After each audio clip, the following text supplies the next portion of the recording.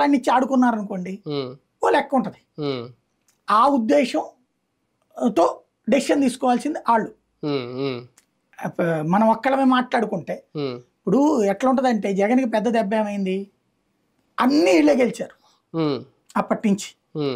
ఏడ చూసినా ఇంకొకళ్ళ వైపు ఏలెత్తి చూపెట్టే ఛాయిస్ లేదు కదా. మున్సిపాలిటీ, కార్పొరేషన్, పంచాయతీ, మండల పరిషత్తు, జిల్లా పరిషత్తు ఏది చూసినా వీళ్ళే గెలుచున్నారు, ఎమ్మెల్సీల నుంచి అన్నీ కూడా. అందువల్ల ఏం తేడా వచ్చినా వీళ్ళనే చర్చ అయింది కదా. ఇంకో చర్చకి అవకాశం లేకుండా పోయింది. తెలుగుదేశాన్ని మాట్లాడే లేదు, పక్కన పెట్టారు. వాళ్ళు రోజు పొద్దున వచ్చేసి కాసేపు అడావిడి చేసేసేవాళ్ళు, వెళ్ళిపోయేవాళ్ళు చంద్రబాబు గారు రాకపోవడం వల్ల.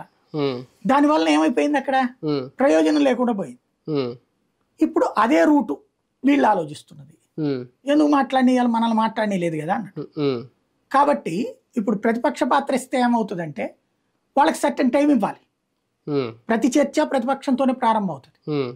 ప్రారంభించిన తర్వాత వాళ్ళు ఇది ఉంటుంది. అంటే మంత్రుల యొక్క తీర్మానాలు, అంటే ఒక మంత్రివర్గానికి సంబంధించిన నిర్ణయాలు, చట్టాలు ఉన్నాయనుకోండి, చట్టాల విషయంలో ముందు మంత్రి మాట్లాడతారు, ఆ తర్వాత ప్రతిపక్షానికి అవకాశం వస్తుంది వెంటనే. అధికార పక్షం వాళ్ళు 10 మంది మాట్లాడితే ప్రతిపక్షం 4 మాట్లాడతారు, అవకాశం